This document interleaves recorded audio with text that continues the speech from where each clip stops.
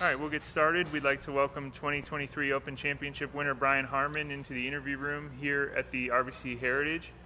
Brian, this is the 20-year anniversary of your PGA Tour debut at the 2004 RBC Heritage. Looking back at that week, does it feel like it's been 20 years? Yeah, it feels like a lifetime ago. I was, I think, 16 or 17 years old, so yeah, it feels like a long time ago.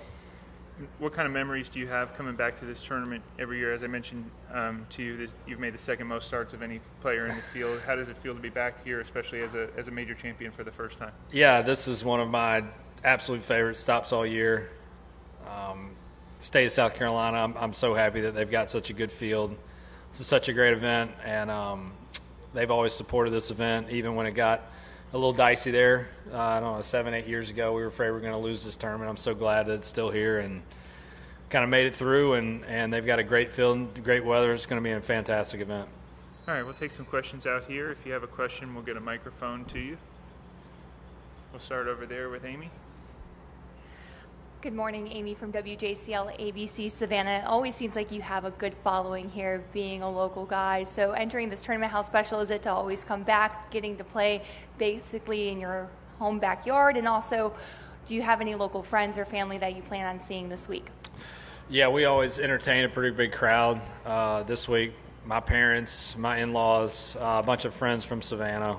They always come out and support, which is fantastic. This is the first tournament that I attended as a spectator, first PGA Tour event that I played as an amateur. And yes, so for me, this is an incredible spot. I love the golf course, and like I said, it's always really, really comforting to be back here. We'll go to Adam in the back right. Gotta ask, what happened at the Masters? And when's the last time you shot 47? Oh man. It was 40, yeah, 47. You're right. I thought it was 46. I didn't have my best stuff. I played at Valero and was feeling pretty good, and went in there, and my prep wasn't that great. I got off to a good start, which I haven't really done, and the conditions just got the better of me, and I hit a wedge shot into the water on 13, which is the hole that I restarted on, and I just lost my patience. I've been pretty good at being able to kind of, dial myself, or, bring myself back to the moment. And I made that mistake, and then I hit it in the water on 16. And, both shots, I felt like I executed pretty good. If you could have, let me move my ball 3 feet, I probably would have made 2 birdies instead of, a double and a triple. And once I got behind it, the wind's blowing. It's such a hard golf course. I was proud of the way that I hung in there, without really, I'd wasted the golf tournament. I was proud of the way that I hung in there Friday afternoon and shot a decent score, even after, I wasn't going to make the cut. So what happened, I lost patience and made some bad golf swings. And they add up quick over there. Going back to that first time you played here on the sponsor invite, did you write a letter? Do you remember what that was like, finding out that you were getting in the tournament? Yeah, I can remember. Steve Wilmot called me. I was at home. Obviously, still live with my parents. I was 16. I got the call. Was super excited. And I probably came over here and played 15 times after I found out, trying to I thought this was the hardest golf course that I'd ever played as a 16-year-old trying to come here and play. It was a great experience. I didn't play any good, but it obviously set in motion, my love for this place and how much I love coming back. And do you think there should be sponsor invites now that this is a signature event?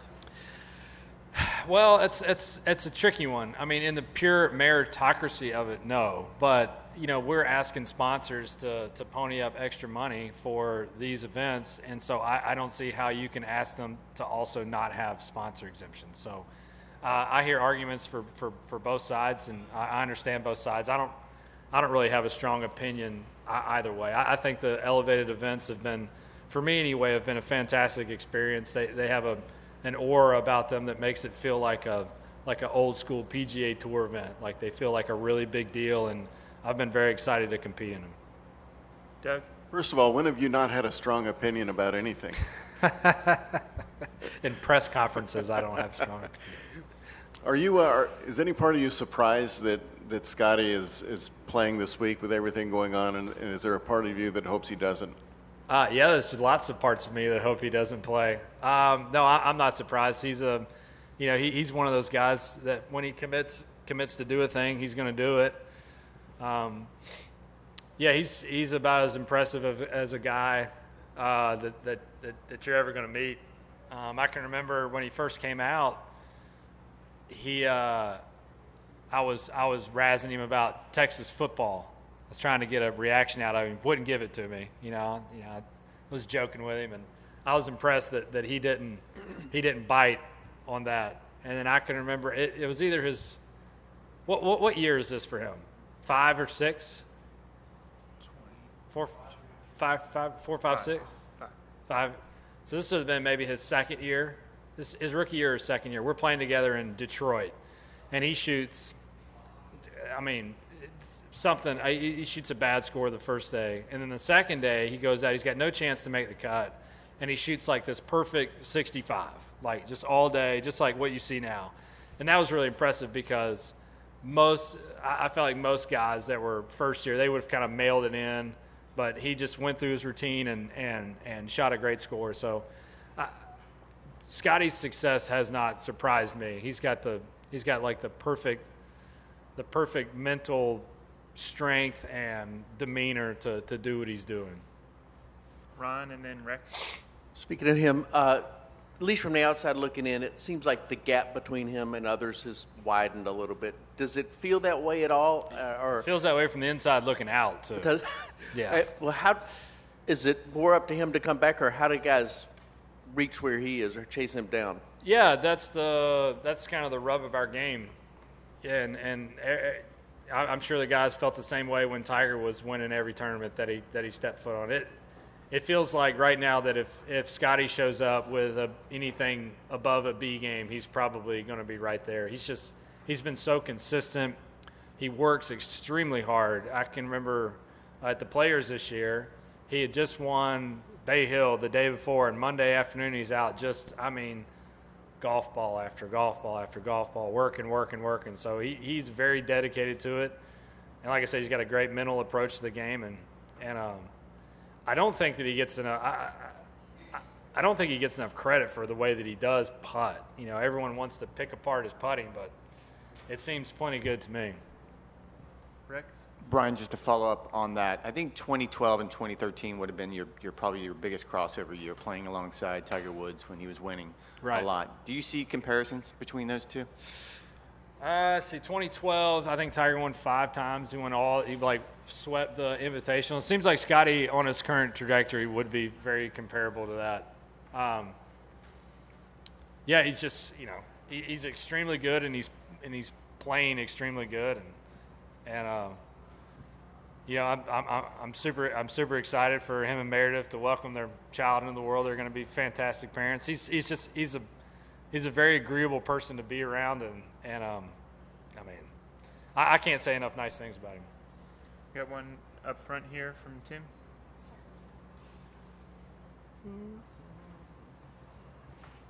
Thank you. Hey, Brian.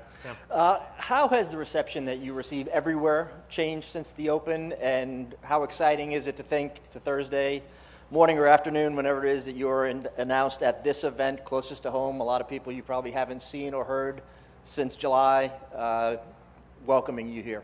Yeah, it's certainly been a different experience being a major champion, but I'm here for all of it. I love it. It's been fantastic. It's given me what I feel like is a little bit more room to try and perform the way that I feel like that I can perform. Not that it's given me any sort of a cushion, but it's given me a little extra confidence, and it's given me a little extra motivation to try and work really hard to try and put my game back into the place that's good enough to win a major. So it'll be great. I mean, I'll appreciate everyone that's there, and I'll be a lot of friendly faces. But when Thursdays come around, I don't notice that stuff a lot. It's about, hitting that first tee shot and getting off to a good start. And, I'm trying to win this golf tournament. Good morning. Sarah Smith with WSAV. With this course being considered a short course, do you feel like it fits your game better? And also, you had a great start last year. Does that give you any confidence heading into this year's tournament? The confidence that I'll have going into this tournament will just be because of my preparation this week. Usually, after you struggle, especially for me, after I struggle for a week, I usually play pretty well the next week. It's because I kind of refocus and work again. I don't think about the golf course a whole lot as far as if it suits me or if it doesn't suit me. They all present their different challenges, and I know what it takes to contend around this place, and those are the things that I work on, and hopefully I get them a little sharper going into Thursday. Hey, Brian. My name is Jeff with WTOC out of Savannah. Last Monday when you were talking at the Masters, a lot of people asked about being in Georgia, home type of event. Are these 2 weeks circled for you going into the season every year, and the excitement level for you to play so close? Yeah, for sure. Growing up in Savannah, you're almost an adopted South Carolinian over here. And like I said, getting a chance to play as an amateur here, I'm very familiar with this place. I love this area. I love the Coastal Empire. So, like I said, I'm just really thrilled that this tournament is getting such a good field, getting a little extra recognition. Maybe some guys that wouldn't normally play this event are showing up, and I'm fairly certain they'll fall in love with it, and it'll be a more permanent start on their schedules. All right, Brian, thank you very much for your time, and best of luck this week.